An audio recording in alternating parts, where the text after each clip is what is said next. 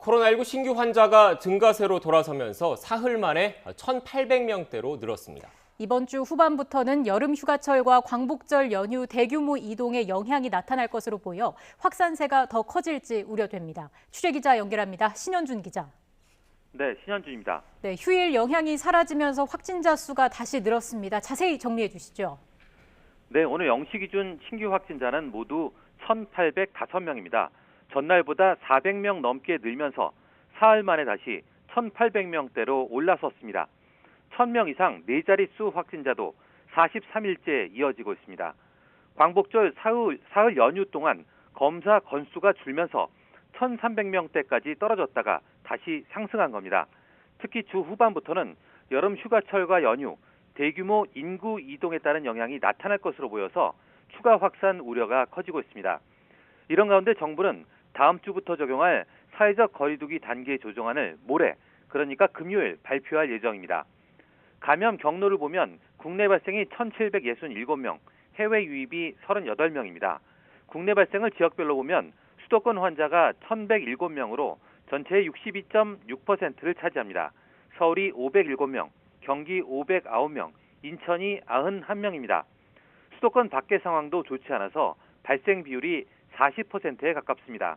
부산이 123명, 경남이 104명, 충남 70명, 대구 61명, 제주 45명 등입니다. 해외 유입 환자는 38명인데 이 가운데 15명은 검역 과정에서 확인됐습니다. 코로나19 관련 사망자는 5명 더 늘었고 위중증 환자는 12명이 늘어서 366명입니다.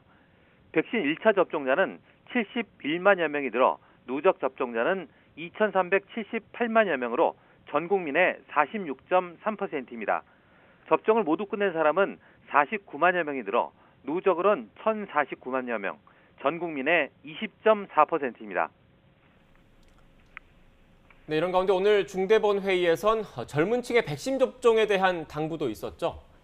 네, 김부겸 국무총리가 오늘 중대본 회의에서 한 말인데요. 최근 백신을 접종하지 않은 젊은 층에서도 감염이 중증으로 이어지는 경우가 늘고 있다며 백신 접종을 당부했습니다.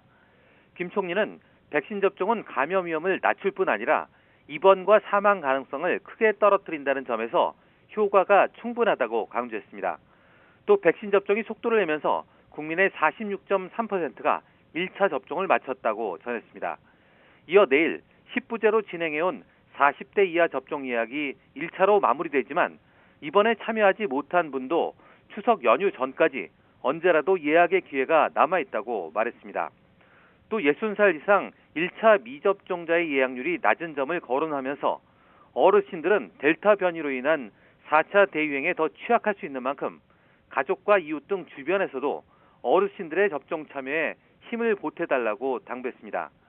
김 총리는 또 한 달 넘게 계속되어온 고강도 방역 조치로 국민의 고통과 어려움이 큰 가운데 정부는 모레 거리두기 단계를 다시 결정한다며 관계부처, 지자체와 방역 현장의 목소리를 듣고 합리적인 조정 방안을 준비해 줄 것을 주문했습니다. 지금까지 사회부에서 YTN 신현주입니다.